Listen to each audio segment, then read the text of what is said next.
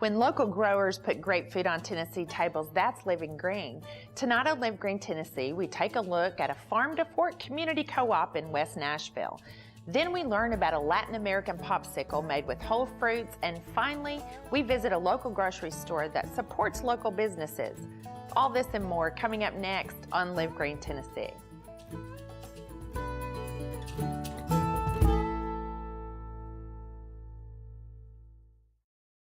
This program is brought to you in part by...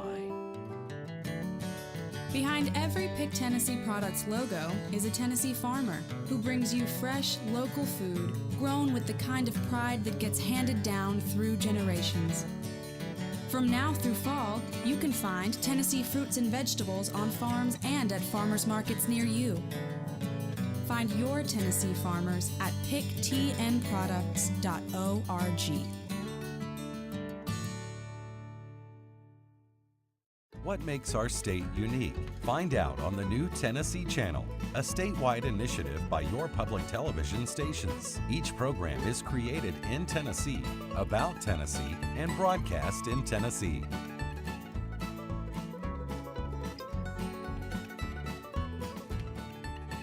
The Tennessee Channel, Saturdays 6 to 10 p.m. Eastern and Sundays 2 to 6 p.m. Eastern, right here on your public television station.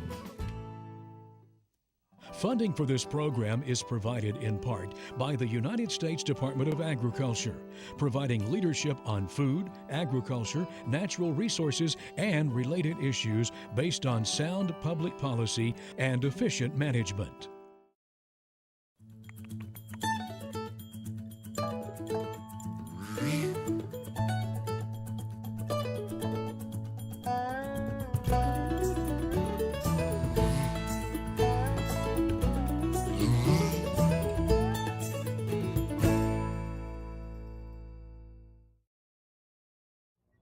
Hello, I'm Melinda Kiefer, and I'm proud to bring you stories from across our great state on Live Green Tennessee. Door Gourmet, located on Hidden Valley Farm, is not your average farm. It's a Tennessee farm-to-fork community co-op that brings fresh produce and artisan products to the West Nashville area, as well as hosts a community-supported agriculture program. WCTE's Desiree Duncan got a first-hand look at what makes this farm unique.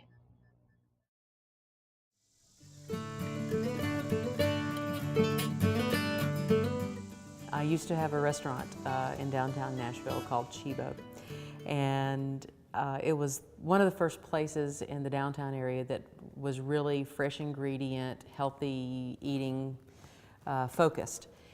And when I closed the restaurant in 2006, when I got married, we moved out to the farm, and looking around at all the land and wanting to do something that would be very sustainable, what was a way to integrate my areas of knowledge and passion together? And it ended up being growing and showing people how to prepare the different foods.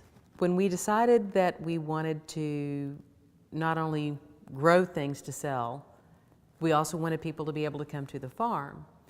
We decided that we'd like to have an on-farm cooperative, so it could be one-stop shopping. When you came to the farm, in addition to finding wonderful herbs and flowers and vegetables, wouldn't it be great if you didn't have to go somewhere else? Wouldn't it also be nice for a lot of farmers that don't have enough time to go to 25 different markets, small markets all over the territory, to have a place that they could bring and co-op in particular items that people are really searching for? Great meats, local honey, eggs, all the things that we don't produce here on our farm, but have worked together to put together a Tennessee Farm to Fork cooperative for the consumer. For me, farm to fork means being flexible, and also means using your produce in different ways. So I won't use all the tomatoes today in a salad, but I'll use some of them in a sauce. I'll use some of them for canning. And that way, you know, when I get the next round of tomatoes, I can do the same thing, and I can then have that bounty stretched out over the course of a whole year, instead of just, you know, waiting for summer in the middle of winter.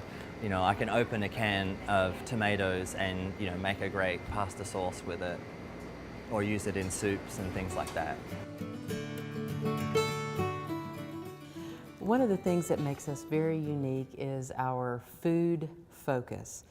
Not only the growing nutritional value of the food, great healthy food, but also how to prepare it, the educational component that goes along with it, and also the gourmet component. There are a lot of farm stands that focus on, good Southern cuisine, and that's wonderful, and I'm a huge fan of it, but every now and then you like to step it up a little bit too. So we allow people to stretch their culinary imagination when they come out to the farm.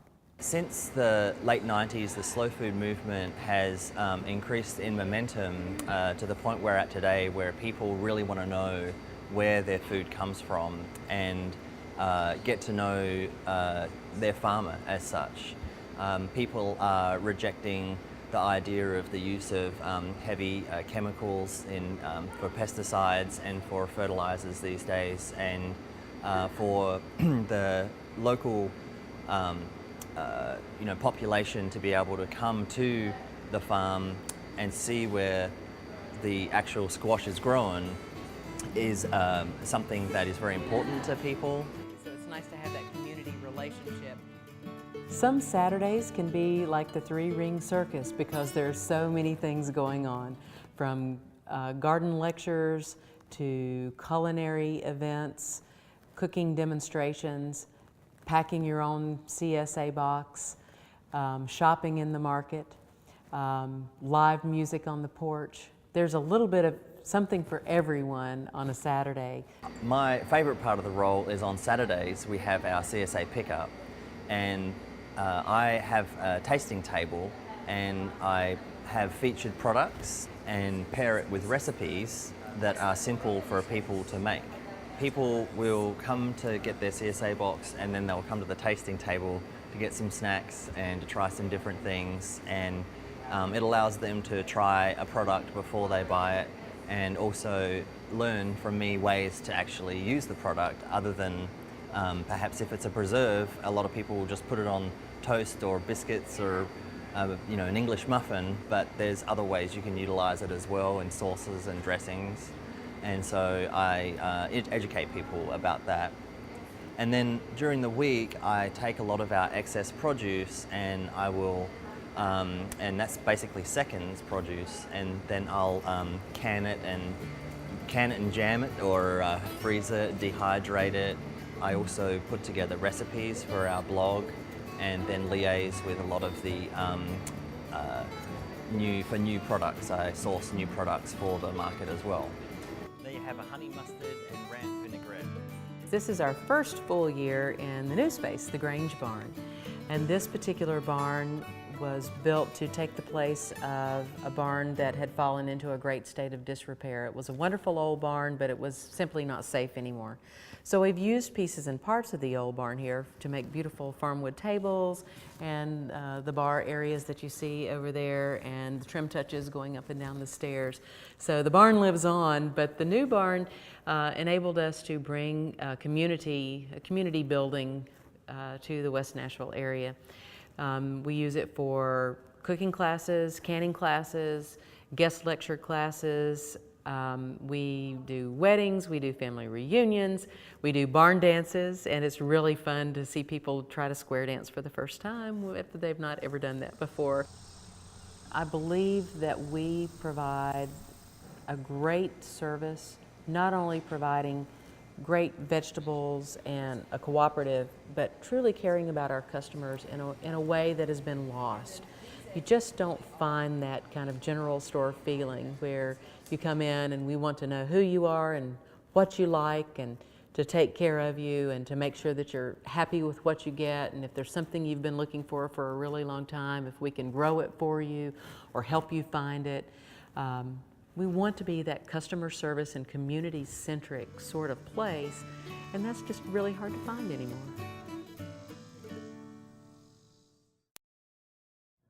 Pop Culture is a paleta shop, a Latin American popsicle made with whole fruits and sometimes cream.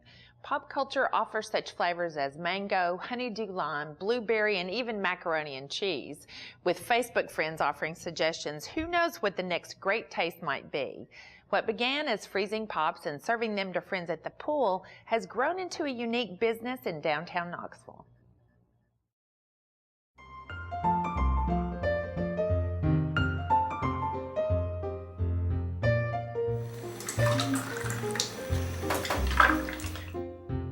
Pop culture is a business that I started. Officially, the store opened July 3rd of last year. It sort of goes back several years before that when I was living in Nashville, and there's a paleta shop in Nashville called Las Paletas that I used to go to all the time with my daughter. And it's gourmet frozen pops, and so I started playing around at home, making them in my apartment. My freezer would fill up, I'd take them out to the pool, hand them out to everybody, and it just started growing, and I started getting more and more interested in it from that point.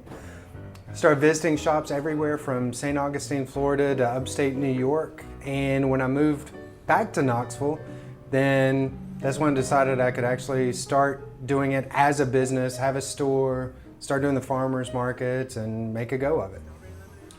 The original idea was to have a couple carts spread throughout the city, use that to fund money to eventually have a store.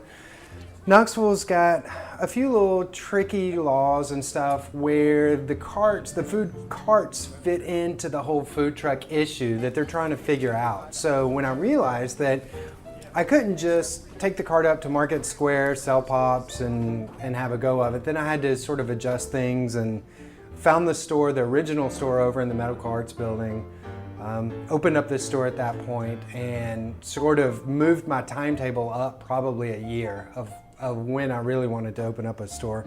But that's all right, it's all a learning experience, and we adjust and move forward.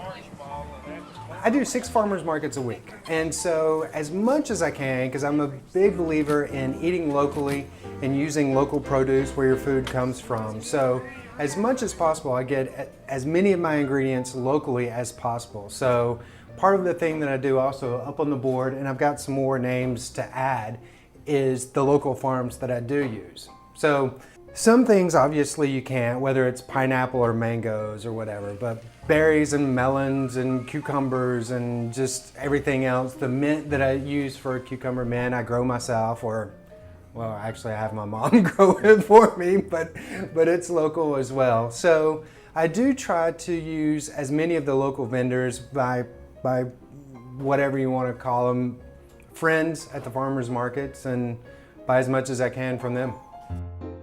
So it's a very simple process of making this because it is just fruit, a little bit of cane sugar, water, and then if there are any other ingredients like the mint or jalapenos or anything else that you see, but it's basically just combining the fruit. I blend it all up, freeze it, bag it up, and sell it. Most of these have 4 to 5 ingredients, and that's it, and that's including sugar and water as 2 of the ingredients. So there's not a lot to it, but surprisingly it turns out really well. Yesterday in the store we were playing around and came up with the idea of doing a banana cream pie. And so other than the vanilla wafers that are in it, then it really is bananas, vanilla, cream, milk, sugar, and water, and that's it. So very healthy desserts. As you can see, everything on that side, the water-based ones are 100 calories or less. The dairy-based, 120 calories or less. Some of them even a lot less than that, still under 100 calories for the dairy-based ones, because there isn't a lot of high fructose corn syrup. There's not a lot of sugar. There is sugar in every one of them, but that helps it freeze. If you don't put the sugar in there, then they turn into an ice cube, and it doesn't have that right texture, mouthfeel to it. It started off with the flavors that I make, that you kind of have some basic ideas, and then people are always giving you suggestions. The #1 bestseller is strawberry lemonade. And when I started out, because I'm not very creative, then I did a contest on Facebook that asking for flavor suggestions, and actually there's a woman by the name of Sarah who came up with strawberry lemonade. It's my fault that I haven't put her name up on the board, but because I told her that I would name it after her since she won the contest, and I had that up at the old location, but this one I haven't done it yet. I should though. So as a joke, I came up with a flavor of doing macaroni and cheese, and the cheese I used mascarpone cheese, like an Italian cream cheese. And it was just as a joke to put on the board at the farmer's market so that people would see it and stop. But out of that came up with the idea that I realized if you take out the pasta, because that's pretty plain tasting, and I could put in a fruit like blueberries, now you've got a blueberry cheesecake, and that one's really good. So things sort of evolve and you come up. Cantaloupe jalapeno. Last year I did just plain cantaloupe and it didn't sell that well. And a farmer two or three stalls down from me sells peppers. And so I knew that a traditional flavor is like mango chili or something like that. And so I just had the idea of trying it with jalapenos. And surprisingly it worked, and so you take off and go with that. So it really is just a process of trying new things. Some things don't work out. Most things kind of do, and they still sell well, but the ones that don't work out usually have to do with the color, because I don't add any artificial colors in there. If it comes out crazy looking, then people aren't going to buy it no matter how good it tastes. So you kind of have to skip those. Peach Bellini was a suggestion that I had from somebody out at Imes actually that does catering, and just came up, oh, you should try peach Bellini. I didn't even know what it was at the time. Then I realized it was champagne. So yeah, okay, I'll try it. People ask me to try different things for them all the time, and I'll give it a shot, whether it turns out or not, or whether I know what it's supposed to taste like. Because if I've never had it before, then I don't really know what it's supposed to taste like, but I'll give it a shot and we'll run with it. I do believe that it's important that as I grow that I still maintain quality. No matter how big it is, still just your local shop sort of attitude and mentality. I do think it's important to eat locally and maintain that core belief to the business. Hendersonville Produce is a small grocery with a big vision. They are dedicated to providing farm fresh products to their community. As well as supporting local farmers, they also serve as a host for many Nashville businesses to expand their client base without stretching themselves too thin too.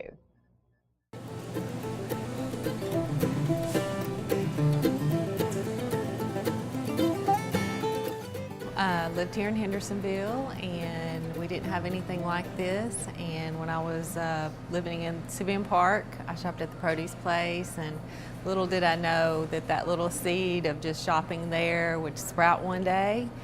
And so when we moved out here, it had been bubbling for a few years, but it was like we've got to have some way to have some local food here in our area. And so we started with just veggies, and we've just expanded over the 7 years from that. When you come in here and you meet the friendly staff, somebody always willing to help you, you can find pretty much anything you need if you go into a produce section of a store. And then she branches out from there because she's got granola and pastas, and she's got chips, and I have to have a gluten-free diet, so she really focuses a lot on stuff that's gluten-free. So she's really trying to do, I think, a whole body approach to this store, and so I think it's a wonderful concept. I love it.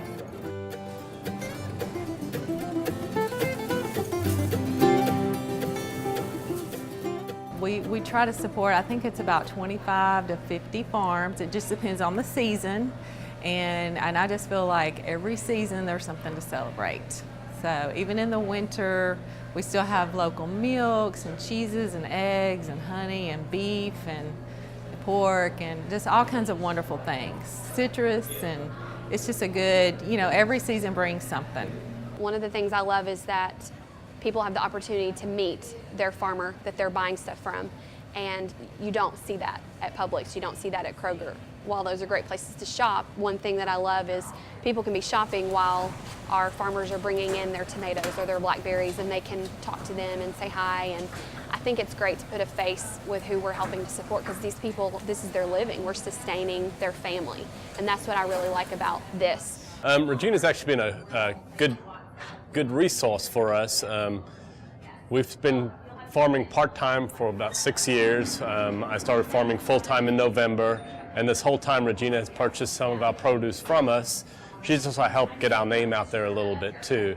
Regina's a lot more open to trying different produce that may not be your common thing that people have. We grow a lot of different varieties of cucumbers and tomatoes, and we grow some herbs, and she's always willing to take them and basically showcase them to her customers. All our produce is chemical free. We're certified naturally grown, and Regina promotes that with her customers, and a lot of her customers that shop here will buy from me at the farmer's market and also through our delivery service. Like that's one that like if I like I have something I still like not share that. Yeah, that's we love supporting local people. If it's in Georgia, if it's in in Nashville, love it. So that's who we are. We live here in this community. And so we just definitely partner with them. Once you try their product, they're an artisan. And so we love bringing that to our store and sharing it with our community. There are so many businesses, especially bakeries and bread products, that get away from using quality ingredients. As volume goes up, quality has a tendency to go down. A lot of people like to use the cheaper flour and get more for their money, whereas we like to hold our standards a little bit higher. You can really taste the difference when you're using the quality products. It makes a big difference in the bread. We're not just pumping things out. All of our products are hand rolled, handmade, and we care with everything we do, and you can tell. My main focus has been about eating locally and just supporting the local businesses, Hendersonville Produce to Patricia Jane's to any local businesses across the street. There's plenty of little local businesses, CrossFit, Hendersonville. These are all businesses in our community that are owned by the people that live here in our area. We got involved with Hendersonville Produce through a mutual business that we also supply bread to in the Nashville area, Produce Place Market, and which is located in West Nashville, I believe. And we've been with them for several years. We've enjoyed selling our bread and products over there. And Miss Regina, owner of Henderson Produce, had spoken to the owner of Produce Place and contacted Bobby John and myself. And here I am. And we're looking very forward to starting a business up here and providing our products to this area of town, which will be new for both of us. So we've partnered up with some local vendors. Hendersonville Produce would be one of them, where you can come and pick up a pre-order online, or in Hendersonville Produce's case, you could actually buy their juice from their retail location. It's a great way for us to synergize with another local vendor that she's doing her thing, and it just happens to be a little bit further than we'd want to, or we could reach at this time. And so she's been amazing in promoting our product and helping us by allowing her to have us sell our juice here.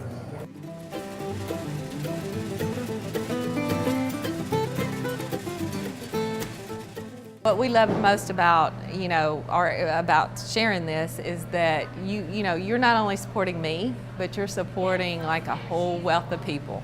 I mean, the drivers, the people that are growing it, the people that are picking it. There's a lot that goes into behind the scenes that may not even know about. Especially right now in our economy, supporting local businesses is so important.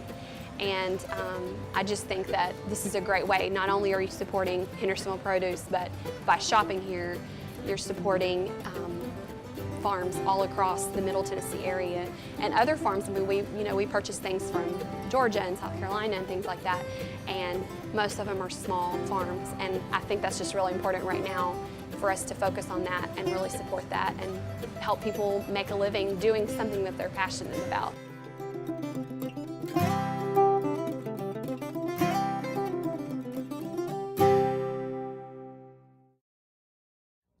Thanks for joining us for another episode of Live Green Tennessee, where we take you all across the state into the farms and businesses of those who are making the move to eating fresh, living sustainably, and helping us all be more organic in our thinking and the way we live our lives as Tennesseans. Thank you for watching, and we'll see you next time on Live Green Tennessee. If you would like more information about Live Green Tennessee, please visit our website at livegreentv.org, where you can find everything from healthy recipes to past episodes and more. This program is brought to you in part by... Behind every Pick Tennessee Products logo is a Tennessee farmer who brings you fresh, local food grown with the kind of pride that gets handed down through generations. From now through fall, you can find Tennessee fruits and vegetables on farms and at farmers markets near you. Find your Tennessee farmers at picktnproducts.org. What makes our state unique? Find out on the new Tennessee Channel, a statewide initiative by your public television stations. Each program is created in Tennessee, about Tennessee, and broadcast in Tennessee.